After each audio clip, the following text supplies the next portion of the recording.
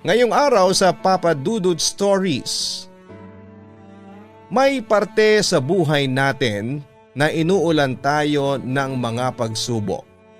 Mga pagsubok na magiging dahilan para questionin natin ang dahilan ng puong may kapal.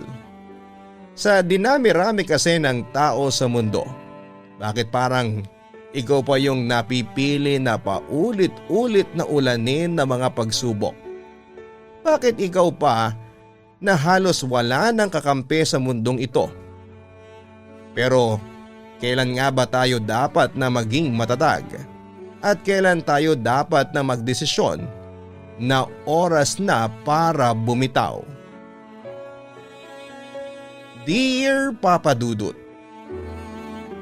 ang sabi ng iba, lahat ay kayang hamakin ng pag-ibig. Pero kung totoo ito ay bakit maraming taong nagmamahal ang patuloy na nasasaktan, naiiwan at nababaliwala? Hindi ba sakop sa kakayahan itong palambutin ang matitigas na puso? Ako nga pala si Mia, 24 years old at taga Rizal. Nag-iisang anak ako ng mga magulang ko, Papa Dudut. Online seller si Mama habang tricycle driver naman si Papa. Pagdating sa pinansyal na usapin ay masasabi kong walang problema ang pamilya namin. Hindi man kami masasabing mayaman, pero ang mahalaga ay nakakakain kami ng 3 beses sa isang araw at nakapag-aaral din ako.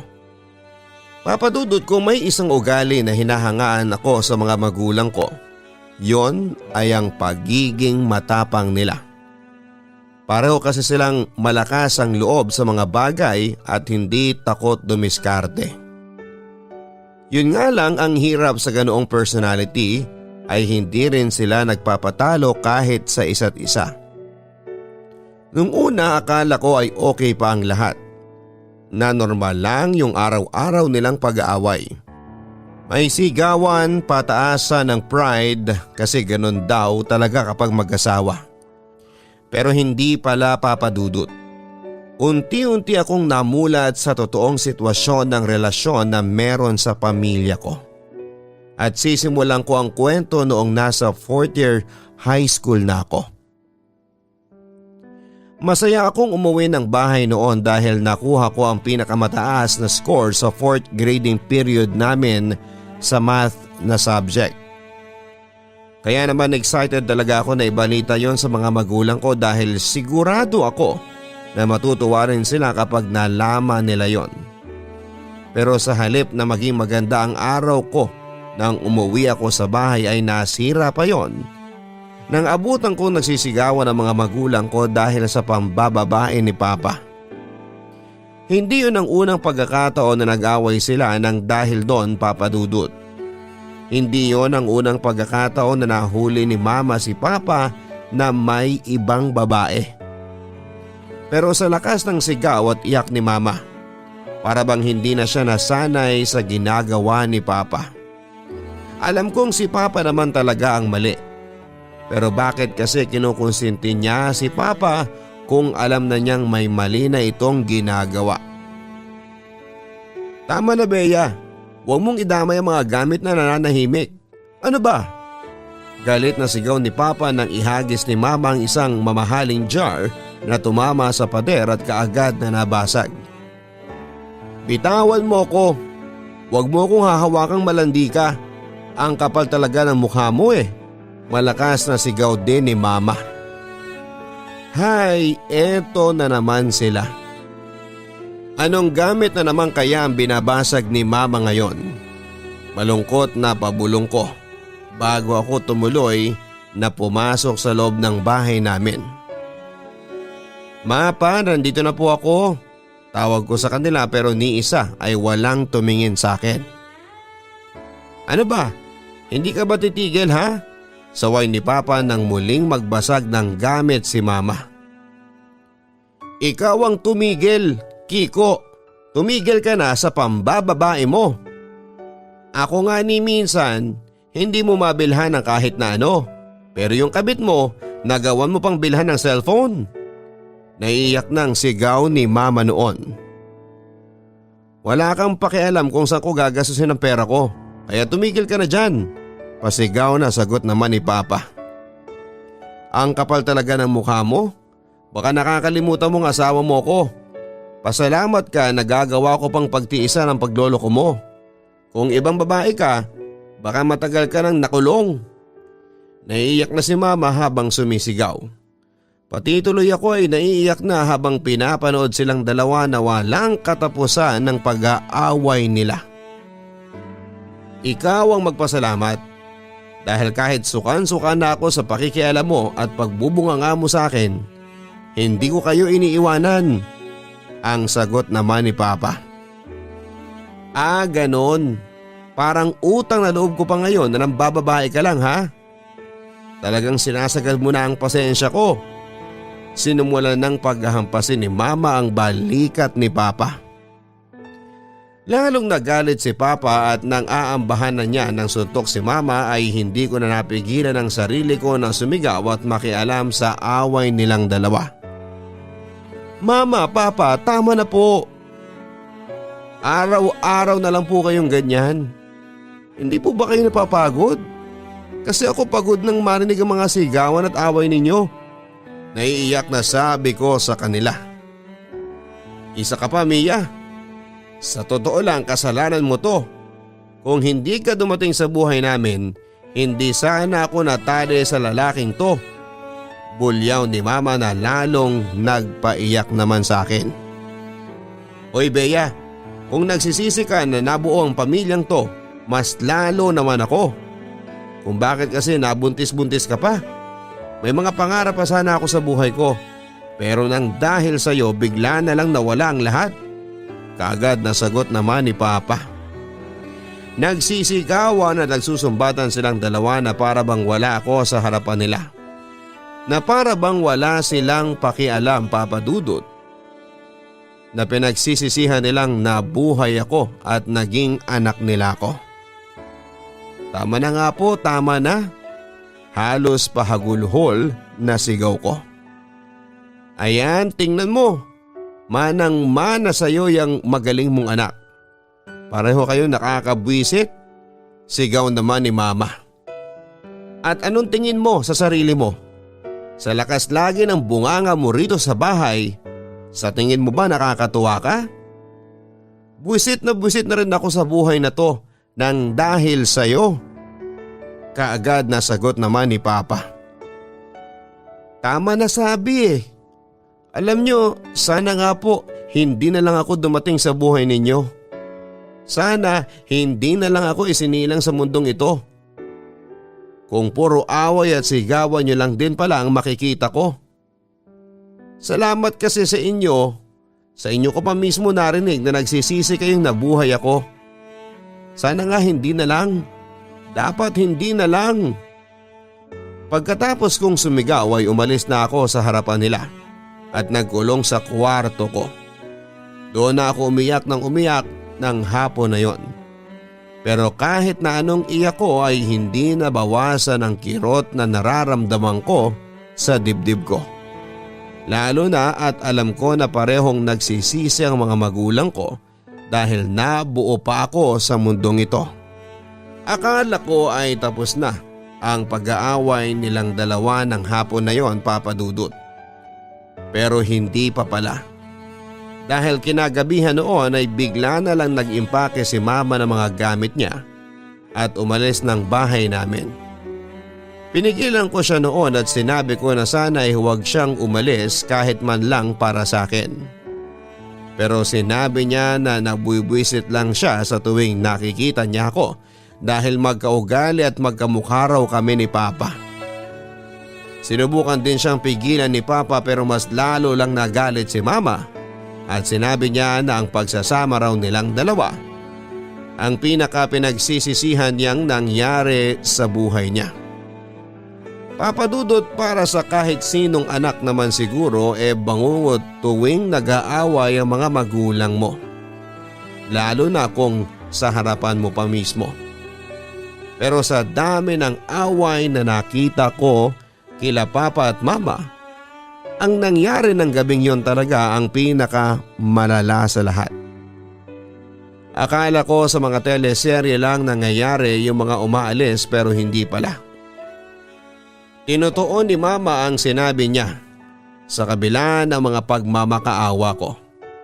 Sabi ng iba, magagawa kang iwan ng lahat ng tao sa mundo pero hinding-hindi ang pamilya mo. Pero bakit umalis pa rin si Mama? Masakit na ngang makarinig ng salita sa kanila ni Papa na para bang nagsisisi silang dumating ako sa mga buhay nila tapos ganun pa. Wala akong ibang nagawa kundi tanggapin na lamang ang mga nangyari, Papa Dudut. Sinubukan ko pang habulin si Mama para bumalik pero wala na talaga. Si Papa ay parang wala na rin talagang pakialam noon. Kaya kahit mahirap ay pinilit ko pa ring umusad sa buhay. Nakagraduate ako ng high school pero hindi na nakapag-college pa. Hindi na kasi sapat sa pang-college ang sustento sa akin ni Papa.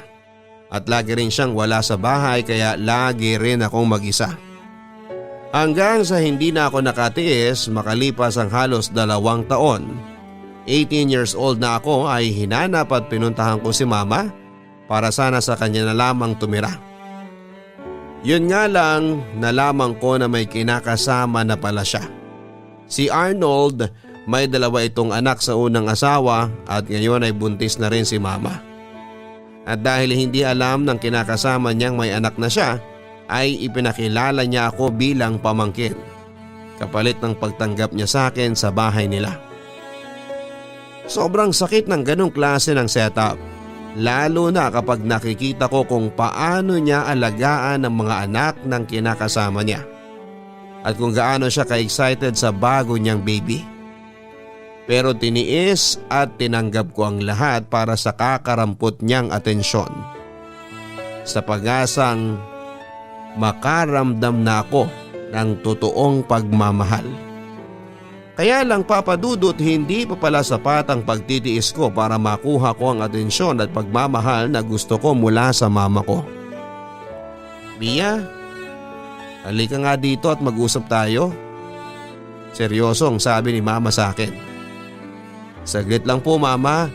Binitawan ko muna ang plato na nililigpitan ko sa lababo at nagpunas ng kamay bago ako lumapit kay Mama na nakaupo sa sala. Bakit po, Ma? Tanong ko. Eto, kunin mo. Sagot ni Mama na may hawak na sobre. Inabot ko naman ang sobre at binuksan ko yon pero hindi ko inaasahan ang makikita ko doon. Ano po ito? Ang ibig kong sabihin bakit niyo po ako binibigyan ng pera? Kinakabahang tanong ko. Matagal ko nang pinag-iisipan to at pasensya ka na. Sana sa desisyon ko na to. Kunin mo na ang pera na yan at umuwi ka na sa papa mo. Sagot naman ni Mama. Mama, hindi ko naman po kailangan ng pera ninyo Yan ang kailangan ko kaya po ako nandito. Nagpigil ako ng iyak noon pero hindi ko na napigilan ng galit na nararamdaman ko. Pwede ba? Intindihin mo na lang ako. Mas nabakasan ko ng inis sa mukha si Mama kesa sa awa ng mga oras na yon. Kaya mas lalo lamang akong nasaktan. Intindihin? Ako bang anak ninyo ni minsan sinubukan ninyong intindihin? Ni minsan ba inisip ninyo man lang kung ano ang mararamdaman ko? Binibigyan niyo ako ng pera ngayon para layuan kayo? Naiiyak na sabi ko. Hindi mo ako naiintindihan kasi wala ka sa posisyon ko. Sagot niya sa akin. At wala rin po kayo sa posisyon ko, Mama. Hindi kayo ang anak na iniwan, pinabayaan at ngayon binabayaran ng pera para lamang lumayo. Kung may galit ka kay Papa, huwag niyo naman akong idamay. Parang awa niyo na. Kung gusto niyo po, umalis na lang tayo dito. Magsimula ulit tayo. Magpapakabait ako. Susundin kita, Mama. Pakiusap ko kay Mama. Ito na kasi yung simulang nahanap ko. Sana maging masaya ka na lang din para sa akin na ito ang pinili ko.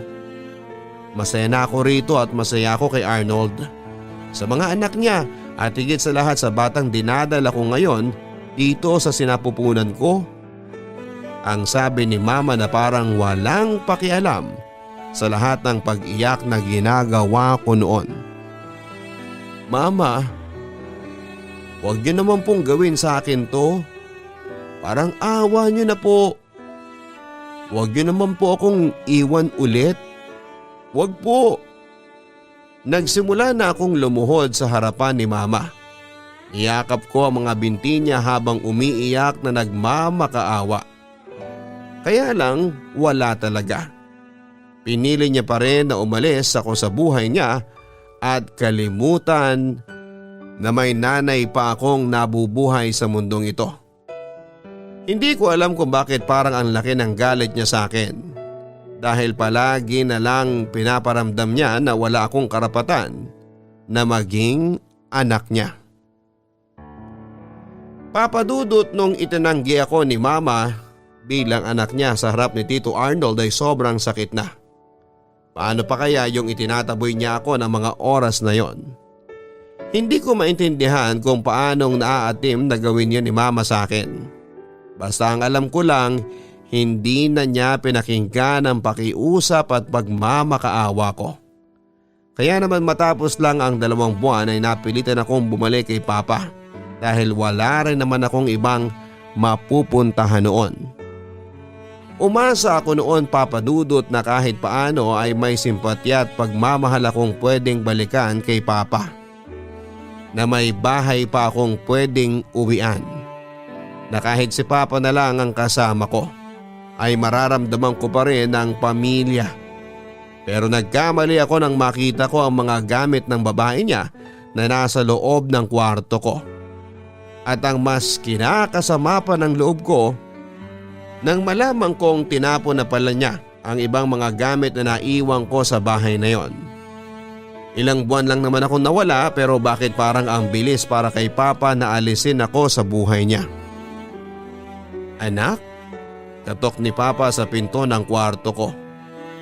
Nilako kasi yon at nagkulong ako doon nang makita kong wala na ang mga gamit ko sa cabinet.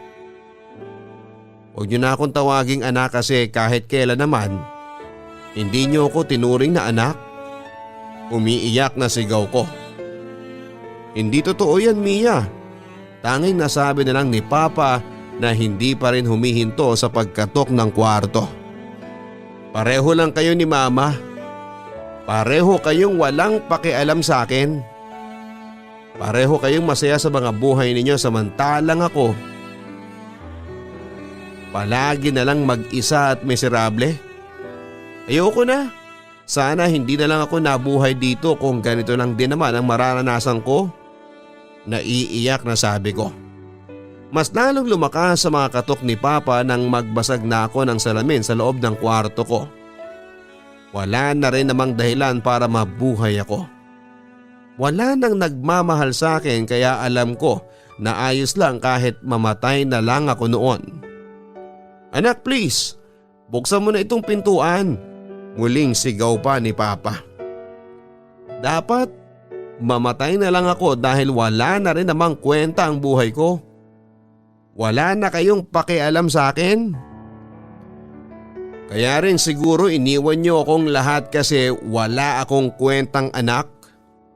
Dapat talaga hindi niyo na lamang kasi ako binuhay ni Mama. Malakas na iyak ko bago muling nagbasag ng gamit sa loob ng kwarto ko. Mas kinalampag ni Papa ang pinto at mas malakas na rin ang mga sigaw niya noon na nag-uutos sa akin na buksan ko ang pintuan. Hayaan niyo na ako dito. Iwan niyo na ako. Hayaan niyo na lang akong mamatay kasi wala na rin namang silbi ang buhay ko.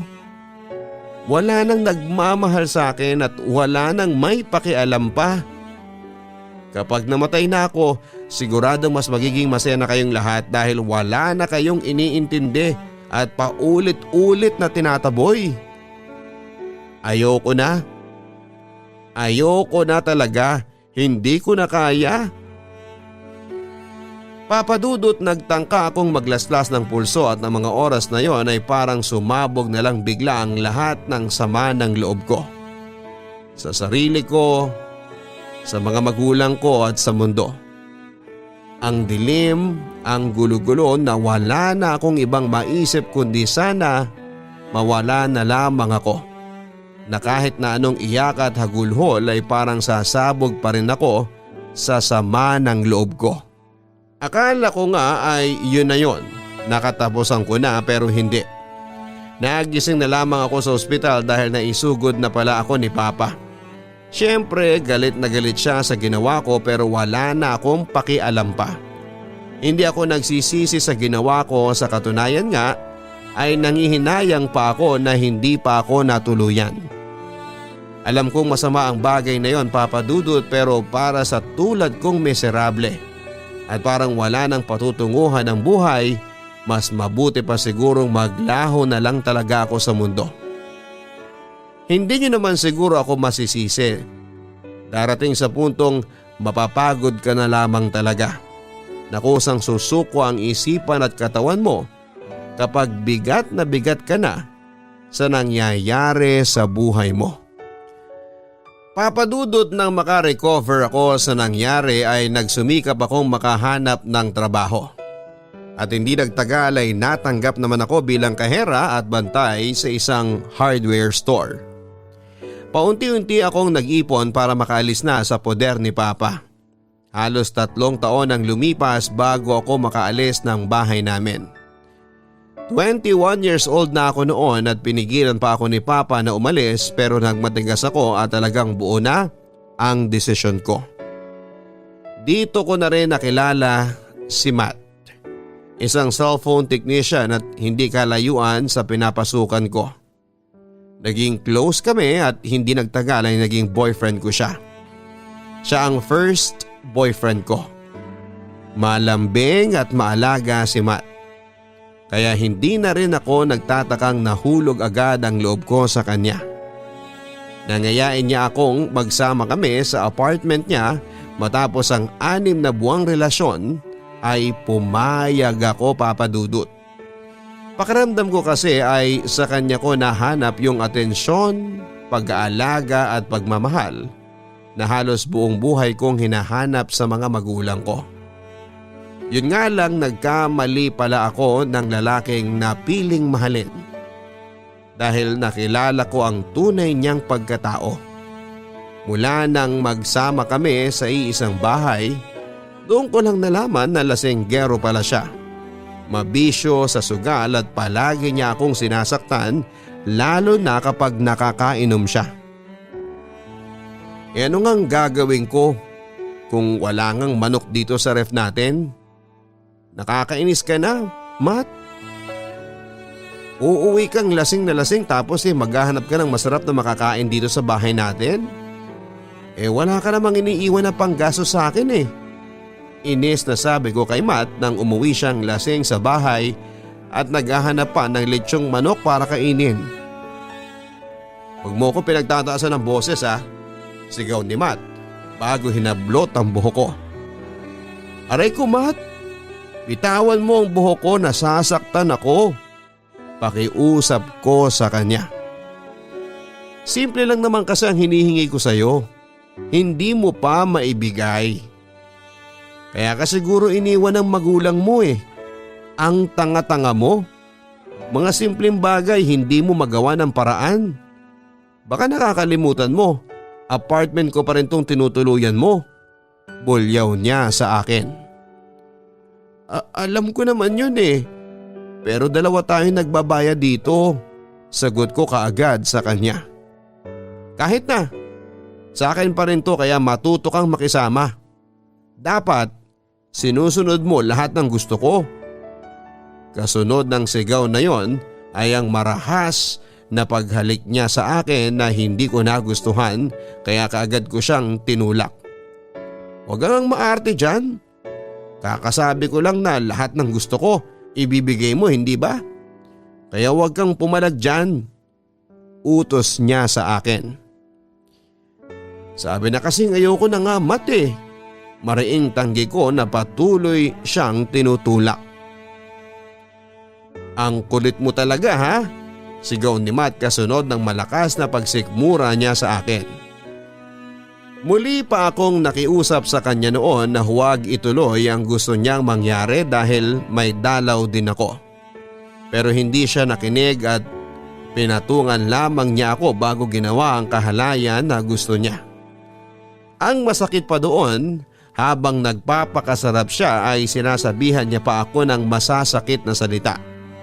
Wala raw akong kwenta, walang pakinabang sa kanya at kailanman ay hindi naman daw niya talaga ako minahal. Hindi ko na talaga alam kung ano bang nagawa ko para maging manupit sa akin ang mundo, Papa Dudut.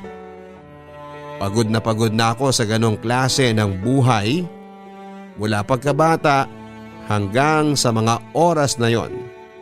Ni minsan ay hindi ako nakaramdam ng tunay na pagmamahal. Papa Dudut, sa kabila ng pananakit ni Matt sa akin ay nagtiis pa rin ako sa relasyon namin. Kahit naman kasi nasasaktan niya ako minsan, sa kanya lang ulit ako nakaramdam ng saya. At natatakot akong kapag iniwan ko siya, magiging mag-isa na muli ako. Yun nga lang, Papa Dudut, umabot din ako sa hangganan ng pasensya ko pagdating sa kanya. Napagod na ako sa mga masasakit na salita at mga pisikal na pananakit niya sa akin na habang tumatagal ay mas dumadalas pa. Halos 2 taon akong nagtiis sa relasyon namin bago ako matauhan ng tuluyan. Ilang beses ako nakipaghiwalay kay Matt pero ayaw niya. Kaya naman napigilan na akong humingi ng tulong sa mga kasama ko sa trabaho na sina Jazz at Nelson. Sila rin kasi ang saksi sa mga pasa at sugat na nakukuha ko kay Matt. Muntik pa nga kaming umabot sa barangayan kung hindi lang talaga ako tinigilan ni Matt noon. Kasunod ng paghihiwalay namin ni Matt ay ang paglipat ko ng apartment. Mabuti na nga lang at nagkaroon ng bakante sa tinutuluyan ni Jazz kaya doon ako lumipat sa kanila. 23 years old na ako noon ng mga panahon na yon. Mula rin nang tulungan ako nila Jazz at Nelson sa pakikipaghiwalay kay Matt, ay mas naging close ko na sila. Tahimik lamang kasi ako lagi sa trabaho noon. Kaya nga hindi ko inaasahan na makalipas ang halos 4 na buwan mula nang mag-break kami ni Matt ay kay Nelson naman ako mahuhulog hanggang sa magkaroon na kami ng relasyon. Kaya lang ang problema ko noon ay pamilyadong lalaki na si Nelson. Ganun pa man ay umaasa pa rin ako na pwedeng ako ang piliin niya sa huli na makakasama niya sa panghabang buhay. Mahal, dito ka na lang kasi sa tabi ko. Huwag ka nang umuwi doon sa asawa mo. Tayong 2 na lang ang magsama at lumayo tayo sa lugar na to. Paglalambing ko pa kay Nelson. Nang tumayo na siya mula sa tabi ko para magbihes. Tumatawag na kasi ang asawa niya at tinatanong kung anong oras ang uwi niya. Mia, parang nakakalimot ka naman yata sa lugar mo. Hindi porket ganito tayo. Kaya ko nang iwan ang pamilya ko para sa'yo. Umpisa pa lang sinabi ko na yan sa'yo. Seryosong sagot ni Matt habang nagbibihis.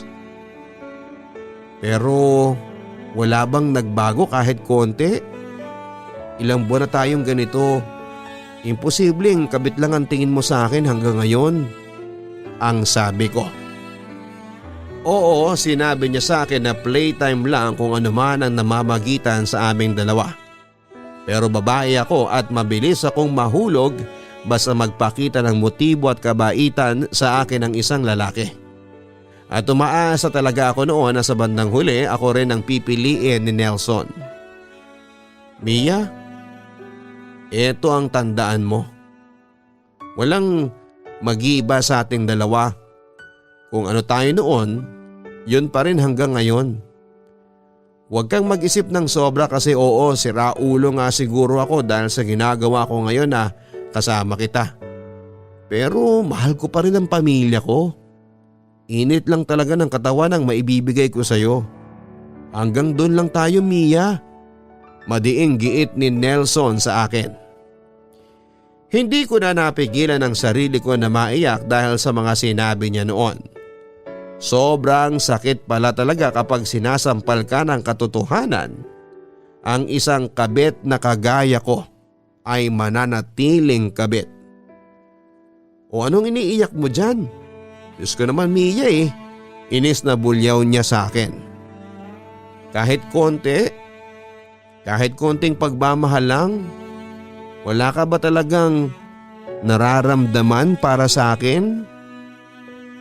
Hindi kasi ako naniniwala sa mga sinasabi mo. Alam ko na mahal mo na rin ako at hindi lang basta init ng katawan ang namamagitan sa atin ngayon, Nelson. Umiiyak na sabi ko sa kanya. Alam mo kung anong nararamdaman ko sa iyo? Kung bakit tayo umabot sa ganito? Awa. Naaawa ako kasi kitang-kita ko kung gaano ka kadesperada na hanapin sa ibang tao ang pagmamahal. Ikaw ba? Mahal mo ba ang sarili mo? Tanggap mo ba ang sarili mo? Nagmumukha kang tanga kakahanap sa iba ng pagmamahal.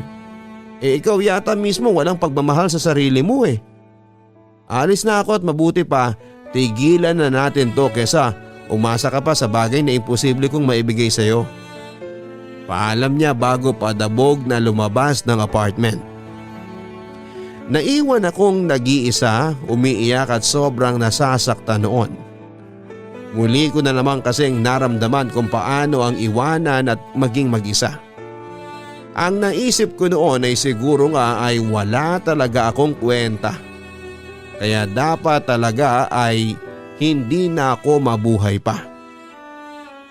Nanlalambot ang buong katawan ko dahil sa matinding sakit na nararamdaman ko noon. Pero kumilos ako at kinuha ang blade ko na palagi lang nasa wallet ko. At nang makuha ko yun ay sinimulan ko ng laslasin ang pulsuhang bahagi ng kamay ko. Nagsisimula pa lang yun dumugo nang pumasok si Jazz sa loob ng kwarto at nakita niya ang ginagawa ko sa sarili ko. Kagad niyang kinuha ang blade mula sa kamay ko at inihagis kung saan. Kumuha siya ng panyo at tinakip sa duguan kong pulsuhan kasunod ng mahigpit na pagyakap niya sa akin. Bitawan mo ko. Pabayaan mo na akong mamatay dito. Huwag mo akong pakialamanan, Jazz. Pagod na akong mabuhay. Hindi ko na kaya. Hayaan mo na akong mamatay. Hayaan mo na ako.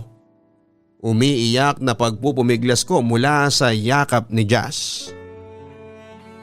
Paano ka nakakasigurong kapag ginawa mo yan, matatapos at mawawala na ang lahat ng sakit? Pwede ka namang umiyak. Pwede ka namang magkwento eh. Kung bigat na bigat ka na sa mga pinapasan mo. Nandito naman ako. Hindi mo kailangang solohin ang lahat. Pwede ka namang sumuko nang hindi tuluyang umaatras sa laban. Sumuko ka para magpahinga. Sumandalad para bumawi ng lakas. Pero hindi para takasan ang lahat. Mas mahigpit ang yakap sa akin ni Jazz habang naiiyak na rin siya. Pero hindi pa rin nababawasan ang sakit na nararamdaman ko ng mga oras na yon. Wala naman kasing nakakaintindi sa akin. Walang sino man ang dumaranas ng mga problemang inuulan sa akin ng Diyos. Ang sakit-sakit na eh. Ayoko na talaga. Nangihinang sabi ko bago huminto sa pagpupumiglas mula sa pagkakayakap niya. Sige, ilabas mo lang yan. Mia, iiyak mo lang yan lahat. Mahinahong sabi ni Jazz habang mahigpit pa rin na nakayakap sa akin. Papadudot sa totoo lang ay nasundan pa ng ilang beses ang tangkakong pagpapakamatay. Hindi ko lang maintindihan na sa tuwing gagawin ko yon ay lagi akong napipigilan. Kung hindi si Jazz biglang may darating na ibang tao sa bahay o di kaya naman may tatawag sa cellphone ko. Hindi ko rin maipaliwanag ang lahat ng mga pagkakataon na yon. Bukod dito, naramdaman ko yung pag-aalala at concern ni Jazz sa akin. Kapag hindi niya ako kasama ay lagi niya akong tinetext at tinatawagan. Aaminin ko na kahit papaano ay parang gumaan ang pakiramdam ko dahil sa ginagawa sa akin ni Jazz. Ayaw niyang maramdaman ko na nag-iisa ako. Tuwing nalulungkot ako ay lagi niyang pinaparamdam na nandyan siya para makinig kahit na paulit-ulit lamang ang mga kwento ko. Bukod sa pakikinig, kung minsan ay sinasama niya rin akong pumasyal sa kung saan para malibang naman daw ako bukod sa trabaho. Ayaw ko sanang sumasama dahil mas gusto kong magstay sa apartment. Kaya lang, hindi ko rin siya matanggihan minsan ang mga imbitasyon niya. Sa isang bahay ampunan kami pumunta ng araw na yon. At ang sabi niya ay matutuwa raw ako sa oras na makilala ko ang mga kagaya ko na minsang iniwanan at inabandona ng sarili nilang mga magulang. Kumusta? Mukhang nag-enjoy ka dun masyado ah. Inabot na tayo ng hapon no? Ang sabi naman ni Jazz nang magkita kami sa labas ng bahay ampunan pagkatapos niya akong iwanan sa isang grupo ng mga batang nakakwentuhan ko ng ilang oras. Oo nga eh. Hindi ko namalayan yung oras. Sorry ha. Dispensa ko naman sa kanya. Ayos lang yun. Natutuwa nga ako nung nakikita kitang nakikipagtawanan at nakikipaglaro sa kanila kanina. Nakangiting sabi ni Jazz. Hay, alam mo ba nung una? Parang nakikita ko yung sarili ko sa kanila. Pero nung tumagal na yung kwentuhan namin, na-realize ko na iba sila sa akin. Alam mo yung kahit sobrang sakit ng pinagdaanan nila, kitang-kita ko yung pag-asa sa mga mata nila habang nagkukwento. Hindi kagaya ko nung ilang ulit nang muntikan na akong sumuko. Parang gusto kong mahiya sa kanila eh kasi mas matatag pa yung mga bata kaysa sa akin. Medyo naluluhang sabi ko. Ano ka ba, okay lang yun. Kanya-kanyang level naman kasi tayo ng sakit na naranasan sa buhay eh. Pwedeng magaan sa kanila, masakit sa'yo. Pwede namang magaan sa'yo, mabigat sa kanila. Iba-iba yan. Nakangiting sagot naman ni Jazz. Nakakalungkot lang kasi ang unfair talaga ng buhay. Bakit kailangang may mga tulad namin na inulila, iniwan? Hay, salamat Jazz sa pakikinig mo at sa lahat-lahat. Kung wala ka siguro matagal ko nang sinuko ang buhay ko.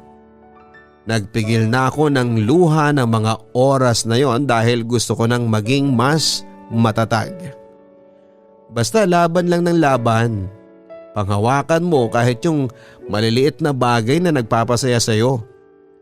Tuloy lang palagi ang buhay natin. Nakangiting sagot ni Jazz sa akin.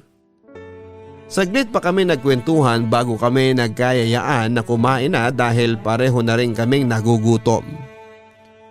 Papa Dudut, hindi ko itatanggi na may mga oras pa rin na nararamdaman ko ang bigat ng loob ko tuwing naiisip ko ang mga pasanin ko. Pero hindi katulad ng dati na kinakain ako ng lungkot. Ngayon kahit papaano ay natututunan ko ng tumingin sa positibong parte ng bawat bagay kahit na mahirap. Sa katunayan nga Papa Dudut ay naging active akong volunteer sa mga outreach activities na nababalitaan ko sa lugar namin. Mapabahay, ampunan o out of school youth man. Na-realize ko rin na sa buhay ay hindi pala talagang kailangang magmakaawa o maghabol sa mga taong wala nang pakialam sa'yo. Na mas maraming bagay akong pwedeng pagtuunan ng oras at emosyon ko. Bukod sa lungkot, mabigat pa rin pero patuloy kong kinakaya ang laban sa tulong ng ilang tunay na kaibigan ng sarili ko at higit sa lahat ay nang nasa itaas. Salamat po sa pagbibigay ng oras sa kwento ko, Papa Dudut. Sana kahit papaano ay nakapaghatid ito ng inspirasyon sa mga nakikinig ngayon at mga nanonood. God bless at ang inyong buong programa. Lubos na nagpapasalamat, Mia. Walang pagsubok ang ibinibigay sa atin ng Diyos na hindi natin kakayanin na malampasan. At kung darating man ang panahon na parang hindi na talaga natin kaya, palagi siyang may isang tao na ipapadala para gawing instrumento na tayo ay matulungan. Kagaya na lamang na nangyari sa kwento ng ating letter sender na si Mia.